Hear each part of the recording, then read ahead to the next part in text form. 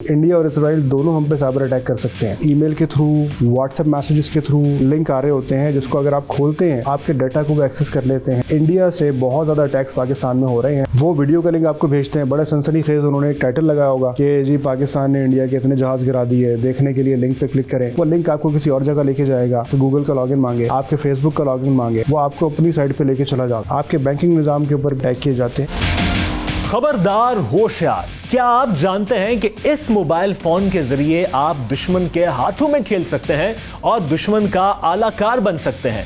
जी हां, जैसे कि आप जानते हैं कि पाकिस्तान और भारत के दरमियान इस वक्त हालात निहायत ख़राब हैं और भारत जो है वो पाकिस्तान पर मुख्तलिफ तरह के हमले कर रहा है और उनमें से एक हमला साइबर अटैक भी है। साइबर अटैक के हवाले से बहुत सारी बातें चल रही हैं, बहुत सारी मिस इन्फॉर्मेशन भी है और हम साइबर अटैक से कैसे बच सकते हैं ये जानने के लिए चलते हैं साइबर एक्सपर्ट के पास, जो कि हमें बताएंगे कि हम कैसे महफूज रह सकते हैं और हम कैसे भारत को मुंह तोड़ जवाब दे सकते हैं।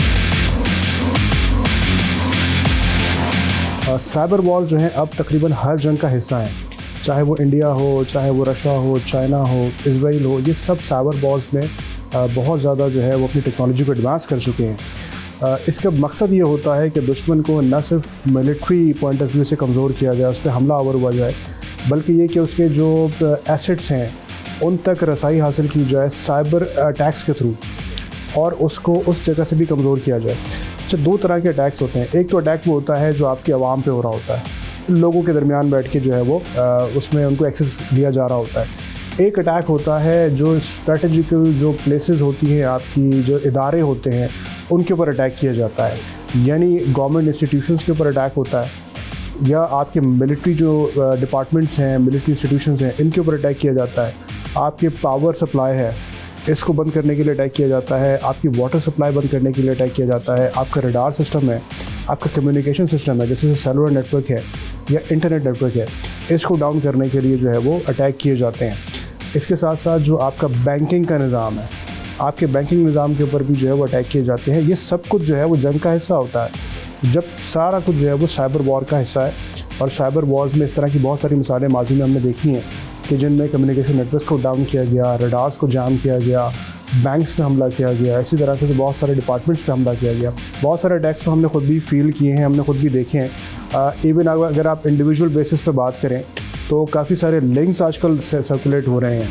बहुत सारे लोगों में, इवन मेरी फैमिली में भी जो है वो लिंक्स आए हैं और उसमें होता ये है कि ईमेल के थ्रू, व्हाट्सएप मैसेजेस के थ्रू या दीगर मैसेजेस के थ्रू आपको लिंक आ रहे होते हैं जिसको अगर आप खोलते हैं तो आपके डाटा को वो एक्सेस कर लेते हैं। वो वीडियो का लिंक आपको भेजते हैं, बड़ा सनसनीखेज उन्होंने एक टाइटल लगाया होगा कि जी पाकिस्तान ने इंडिया के इतने जहाज गिरा दिए, देखने के लिए लिंक पे क्लिक करें। वो लिंक आपको किसी और जगह लेके जाएगा। मुमकिन है कि आपसे यूट्यूब का लॉगिन मांगे, आपके गूगल का लॉगिन मांगे, आपके फेसबुक का लॉगिन मांगे। जब आप लॉगिन करते हैं तो वो एक्चुअल फेसबुक पे नहीं जाता, वो आपको अपनी साइट पे लेके चला जाता है और आपसे आपके एक्सेस जो है वो ले लेता है। तो इस तरह की भी चीज़ होती है। फिर ईमेल के थ्रू भी बहुत सारे लिंक्स आ रहे होते हैं आपको, या आपने आजकल देखा होगा कॉल्स आती हैं आपको अननोन नंबर से और वो कहते हैं कि जी आपका फला बैंक था वो आपका हम बंद कर रहे हैं, अगर आप उसको कंटिन्यू करना चाहते हैं तो आपको एक कोड आएगा, वो हमें भेज दें। आपका व्हाट्सएप हैक करने के लिए जब ये आजकल ये इस तरह के अटैक्स बहुत ज़्यादा हो रहे हैं और इसमें स्टेट एक्टर्स और नॉन स्टेट एक्टर्स दोनों जो है वो अपना रोल प्ले करते हैं। सो अगर आप इंडिया पाकिस्तान की बात करें तो इस वक्त इंडिया से बहुत ज़्यादा अटैक्स पाकिस्तान में हो रहे हैं। उनके नॉन स्टेट एक्टर्स हैं जो कि मुख्तलिफ ग्रुप्स होते हैं, वो पाकिस्तान के ऊपर अटैक कर रहे हैं। अगर आपके पास कोई अननोन सोर्स से कोई लिंक आता है वो आपने नहीं खोलना। आपको मुमकिन है कि किसी अथॉरिटी की तरफ से कॉल आए, वो कहते हैं मैं FIA से बात कर रहा हूँ, मैं फ़लाँ डिपार्टमेंट पुलिस से बात कर रहा हूँ, आपके पास आपकी कंप्लेन आई है और आपको हम कॉल कर रहे हैं, मैसेज आएगा आपको, आप हमें वो कोड बता दें। तो इस तरह की बहुत सारी चीज़ें होती हैं, तो आपने इसका भी ख्याल करना है। फिर ईमेल्स के ऊपर आपको ना लिंक्स आ रहे होते हैं, वो बड़ी खूबसूरत सी ईमेल आपको बना के भेजते हैं, ऑफ़र्स बना के भेजते हैं कि आपको फ़लाँ जगह इनाम निकल आया है, आप इसको फॉर्म फिल करेंगे, आपको फ़लाँ इनाम मिल जाएगा। और वो आपसे आपके जब लिंक क्लिक करते हैं तो मैलवेयर होता है या वायरस होता है, वो आपके सिस्टम में एंटर हो जाता है या वो आपके सिस्टम को एक्सेस कर सकते हैं। अब जितने भी इदारे काम कर रहे हैं पाकिस्तान में या पूरी दुनिया में, वो इंटरनेट से कनेक्ट होते हैं। सो इंटरनेट जो है वो एक ऐसा चैनल है जिसके ज़रिए जो अटैकर्स होते हैं या जो हैकर्स होते हैं या जो साइबर ग्रुप्स होते हैं, ये आपके नेटवर्क को एक्सेस करते हैं। सो आपका सबसे पहला काम ये होता है कि आपने अपना नेटवर्क सिक्योर बनाना है। आपने फायरवॉल्स के थ्रू, आपने मुख्तलिफ मैकेनिज़म्स के थ्रू अपने नेटवर्क को इस तरह सिक्योर करना है। डिफरेंट लेयर्स होती है सिक्योरिटी की, वो सारी लेयर्स को इंश्योर करना है कि कोई भी अननोन यूज़र और कोई भी अनऑथराइज्ड यूज़र आपके नेटवर्क को एक्सेस ना कर सके। ये सबसे पहली चीज़ है, ये तमाम डिपार्टमेंट्स को करनी चाहिए। दूसरी बात ये कि जो दूसरा तरीक़ेकार होता है वो ये होता है कि जो इंडिविजुअल एम्प्लॉइज़ काम कर रहे होते हैं मुख्तलिफ़ कंपनीज़ में या मुख्तलिफ़ इदारों में, उनके ज़रिए से नेटवर्क को एक्सेस किया जाता है। यानी उनके ईमेल्स के ऊपर लिंक्स आते हैं, उनके ईमेल्स पे एक्सेस आते हैं, उनके ईमेल पे ऑन लिंक्स आते हैं, तो जो इंटिमेट करने के लिए या प्रोवोक करने के लिए होते हैं कि आप उन लिंक्स को क्लिक करते हैं या आप उन वेबसाइट को एक्सेस करते हैं। और होता क्या है कि जो हैकर्स हैं उन्हें आपके थ्रू आपके पूरे इंस्टीट्यूशन का एक्सेस मिल जाता है। वो वहाँ से डाटा भी निकाल सकते हैं, वो उसको हैक भी कर सकते हैं, पूरे सिस्टम को डाउन भी कर सकते हैं।